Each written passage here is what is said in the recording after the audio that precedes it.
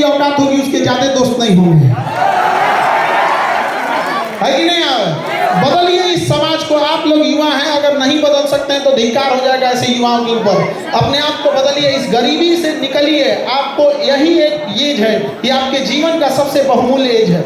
इस एज को मत गंवाइए, अपना पूरा जी जान लगा के झोंक दीजिए इस चीज को पढ़ने में। देखिए, किसी के माता पिता गरीब होंगे, किसी के माता पिता मिडिल क्लास होंगे, तो ये मत देखिए आपके माता पिता गरीब हैं या कैसे। आप गरीब घर में पैदा हो तो आपका कोई गलती नहीं है, लेकिन अगर आपके माँ बाप गरीब घर में मर गए तो केवल आपका दोष है।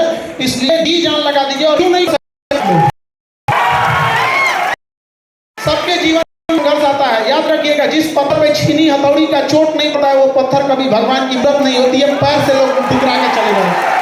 तो जीवन में यदि आपको तकलीफ हो रहा है तो याद रखिएगा, ऊपर वाला आपको पत्थर जैसे शरीर को काट के मूर्ख बनाना चाह रहा है। भागिए नहीं इस चीज से, कुछ देर बर्दाश्त कर लीजिए, फिर लोग आपको पूजने आएंगे यहाँ पर और बुलंदी के शिखर पे चले जाएंगे। लेकिन कभी अपने अंदर अहंकार मत लाइएगा। अहंकार तो रावण का नहीं बचा तो हम लोग कौन डेगची के मसाला है।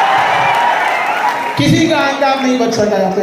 हमेशा सोचिएगा कि आपका जीवन दूसरों के काम आ सकता है कि नहीं। यदि आपका जीवन केवल आपके काम आ रहा है तो आप नर के रूप में, मानव के रूप में जन्म जरूर लिए हैं, लेकिन आप एक पशु के समान हैं। क्योंकि जानवर की पहली पहचान होती है वो केवल अपने लिए सोचता है।